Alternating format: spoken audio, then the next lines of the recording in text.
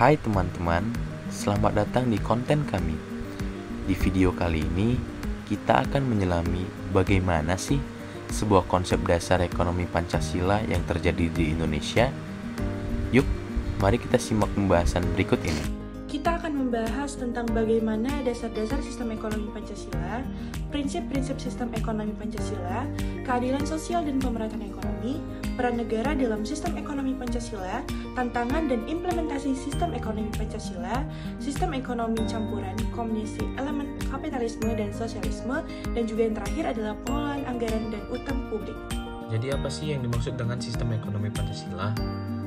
Coba teman-teman perhatikan penjelasannya berikut ini ya. Jadi, menurut Emil Salim, sistem ekonomi Pancasila adalah tatanan ekonomi yang menekankan keseimbangan antara peran negara, sektor swasta, dan koperasi dalam perekonomian.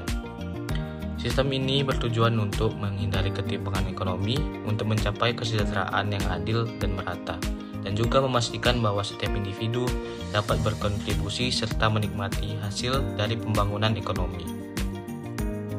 Selain itu, Mubianto selaku salah satu tokoh utama dalam pengembangan konsep ekonomi Pancasila mendefinisikan sistem ini sebagai sistem ekonomi yang berlandaskan pada prinsip-prinsip Pancasila, yang dimana ekonomi ini diatur oleh negara dengan partisipasi aktif dari seluruh rakyatnya. Konsep ini didasarkan pada prinsip gotong royong dan kekeluargaan yang menjadi landasan utama dalam pengelolaan perekonomian nasional. Dari kedua definisi tersebut, sistem ekonomi Pancasila ini menekankan pada keseimbangan antara kepentingan individu dan kolektif, dengan negara yang memainkan peran aktif dalam mengatur perekonomian untuk mencapai keadilan sosial dan kesejahteraan rakyat. Sekarang, mari kita lihat bagaimana prinsip-prinsip dasar sistem ekonomi Pancasila di Indonesia. Sistem ekonomi Pancasila dibangun atas fondasi nilai-nilai luhur yang tercermin dalam Pancasila, yang merupakan ideologi dasar negara Indonesia. Prinsip utama dari sistem ekonomi ini adalah gotong royong, yang menekankan pentingnya kerjasama untuk kepentingan bersama. Gotong royong dalam konteks ekonomi berarti bahwa semua kegiatan ekonomi harus dijalankan dengan semangat kolektivitas dan kebersamaan, di mana setiap anggota masyarakat berpartisipasi dan berkontribusi sesuai dengan kemampuan dan perannya masing-masing. Prinsip ini bertujuan untuk menciptakan harmoni sosial dan memastikan bahwa kesejahteraan yang dihasilkan dari aktivitas ekonomi dapat dinikmati oleh semua lapisan masyarakat. Prinsip ekonomi sosial dalam sistem ekonomi Pancasila berarti bahwa semua kebijakan dan tindakan ekonomi harus diarahkan untuk mencapai kesejahteraan yang adil dan merata bagi seluruh rakyat Indonesia. Keadilan sosial menuntut distribusi sumber daya yang merata, akses yang setara terhadap kesempatan ekonomi, dan perlindungan terhadap kelompok yang rentan. Negara dalam sistem ekonomi Pancasila memiliki kewajiban untuk melindungi hak-hak ekonomi masyarakat, terutama mereka yang berada di posisi yang kurang menguntungkan seperti petani kecil, buruh, dan pengusaha mikro. Dalam hal ini, peran negara bukanlah untuk mengambil alih peran individu atau sektor swasta, tetapi untuk memastikan bahwa tidak ada satu kelompok pun yang tertinggal atau terpinggirkan dalam proses pembangunan ekonomi.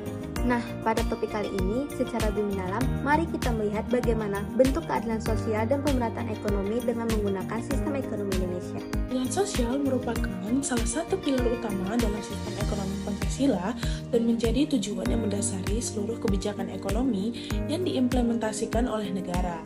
Keadilan sosial dalam konteks ini mengacu pada upaya untuk menciptakan kondisi di mana setiap individu dalam masyarakat memiliki akses yang adil dan setara terhadap sumber daya ekonomi, kesempatan, serta kesejahteraan. Prinsip ini menekankan bahwa kesejahteraan yang dihasilkan dari pembangunan ekonomi harus dinikmati oleh seluruh lapisan masyarakat, bukan hanya oleh segelintir orang yang memiliki akses lebih besar terhadap kekayaan dan kekuasaan. Selanjutnya, masuk kepada pembahasan terkait sistem pada kenegaraan, yaitu bagaimana peran instansi negara dalam sistem ekonomi Pancasila. Dalam sistem ekonomi Pancasila, negara memegang peran yang sangat sentral dalam mengatur, mengawasi, dan memastikan bahwa perekonomian berjalan sesuai dengan prinsip-prinsip yang mencerminkan Pancasila. Peran ini tidak hanya terbatas fungsi regulasi dan pengawasan, tetapi juga meliputi keterlibatan langsung negara dalam aktivitas ekonomi melalui berbagai instrumen dan lembaga seperti Badan Usaha Milik Negara atau BUMN yang beroperasi di sektor-sektor strategis. Negara dalam sistem ini tidak bertindak sebagai pelaku ekonomi tunggal, tetapi berjalan secara adil, efisien, sesuai dengan tujuan keadilan sosial. Sebuah sistem yang dibuat selalu berbuah dengan mudah. Nah, topik selanjutnya, mari kita masuk kepada tahap bagaimana bentuk tantangan dan juga implementasi sistem ekonomi yang terjadi di Indonesia. Salah satu tantangan utama dalam implementasi sistem ekonomi Pancasila adalah menjaga keseimbangan antara peran negara dan pasar dalam perekonomian. Sistem ekonomi Pancasila menuntut negara untuk berperan aktif sebagai regulator dan fasilitator, tanpa mengambil alih fungsi pasar secara berlebihan. Namun, dalam praktiknya, menemukan keseimbangan yang tepat antara intervensi negara dan mekanisme pasar seringkali menjadi tugas yang sulit. Di satu sisi, terlalu banyaknya intervensi dapat menghambat dinamika pasar, menurunkan efisiensi, serta menciptakan birokrasi yang berat.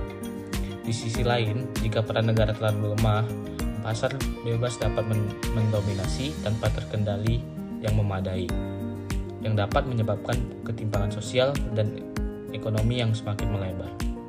Terkadang kita masih bingung bagaimana sistem ekonomi Pancasila itu apakah termasuk ke dalam kapitalisme atau sosialisme. Kita lanjut pada pembahasan. Indonesia menerapkan sistem ekonomi campuran yang menggabungkan sistem kapitalisme dan sosialisme untuk menciptakan tatanan ekonomi yang fleksibel dan adaptif. Dalam sistem ini, sektor swasta diberi kebebasan untuk berperan aktif dalam perekonomian, berinovasi, dan menciptakan lapangan kerja. Sementara pasar berfungsi sebagai mekanisme utama dalam mengatur distribusi sumber daya.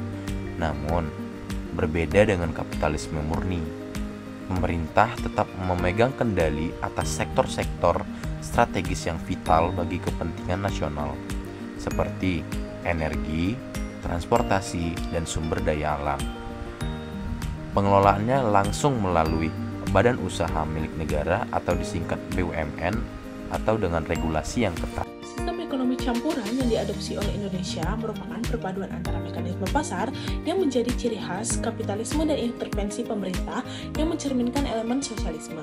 Kombinasi ini dirancang untuk mengambil manfaat dari keunggulan masing-masing sistem ekonomi, sekaligus mengatasi kelemahan-kelemahan yang mungkin timbul jika salah satu sistem diterapkan secara eksklusif.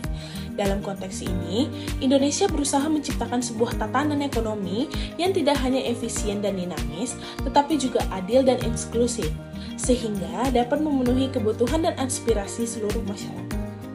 Selanjutnya, pada topik terakhir kami akan membahas bagaimana sih bentuk dari pengelolaan anggaran dan utang publik. Mari kita bahas. Pengelolaan dan anggaran negara merupakan salah satu aspek paling krusial dalam kebijakan fiskal yang berfungsi sebagai pilar utama untuk menjaga stabilitas ekonomi dan mendukung pembangunan langkah panjang Indonesia. Pengelolaan anggaran tidak hanya berfokus pada bagaimana mengalokasikan sumber daya secara efektif, tetapi juga pada pengeluaran negara guna memastikan bahwa defisit anggaran pemerintah Indonesia secara aktif berupaya untuk menekankan produktif seperti belanja birokrasi yang berlebihan serta mengarahkan dana publik ke sektor-sektor yang mendukung pertumbuhan ekonomi dan peningkatan kesejahteraan masyarakat seperti pendidikan dan kesehatan. Tidak terasa kita sudah masuk ke penghujung pembahasan. Saatnya kita akan menutup pembahasan dengan sebuah refleksi kesimpulan.